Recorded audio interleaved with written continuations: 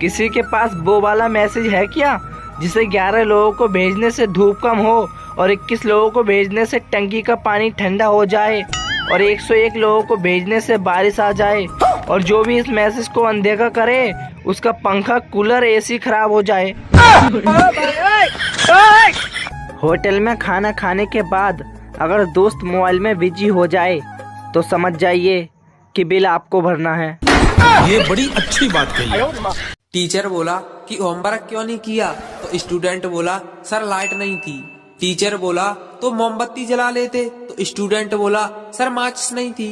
Teacher बोला तो माचिस क्यों नहीं थी, तो स्टूडेंट बोला कि सर घर में पूजा हो रही थी। तो टीचर बोला वहाँ से ले लेते, तो स्टूडेंट बोला सर नहाया नहीं था।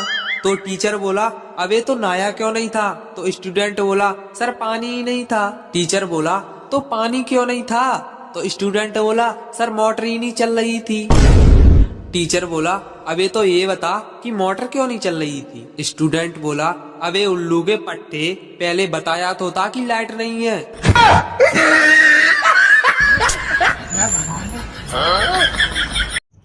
रात में एक चोर घर में घुसा, कमरे का दरवाजा खोला तो बरामदे में एक बूढ़ी औरत सो रही थी।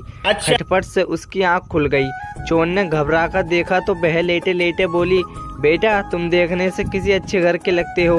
लगता है किसी परेशानी से मजबूर होकर इस रास्ते पर आ गए हो। चलो कोई बात नहीं, अलमारी के तीसरे बक्से में एक तिजोरी है, इसमें सारा माल तुम चुपचाप ले जाओ, मगर पहले मेरे पास आकर बैठो।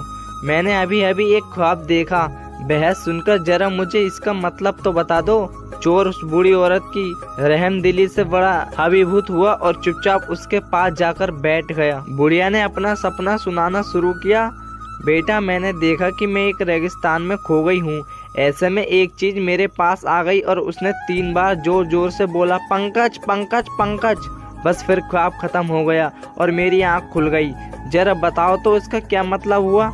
चोर सोच में पड़ गया। इतने में बराबर वाले कमरे से बुढ़िया का नौजवान बेटा पंकज अपना नाम जोर जोर से सुनकर उठ गया और अंदर आकर चोर की जमकर धुलाई कर दी। बुढ़िया बोली, बस करो अब, ये अपने किए की सजा भुगत चुका है। चोर बोला, नहीं नहीं, मुझे और कुछ सालो, ताकि मुझे आगे याद रहे कि मैं चोर हूँ, सपनों का सौदागर नहीं। पति, मैं दूसरे मुल्क जा रहा हूँ। पत्नी, भारत जाओ तो 2-4 साड़ियाँ भेजना, दुबई जाओ तो ज्वेलरी भेज देना, फ्रांस जाओ तो परफ्यूम भेज देना। पति, नरक में जाऊं तो क्या भेजूं। पत्नी, बस अपनी वीडियो भेजना, हम भी तो देखें बीवी को सताने वाले किस हाल में हैं।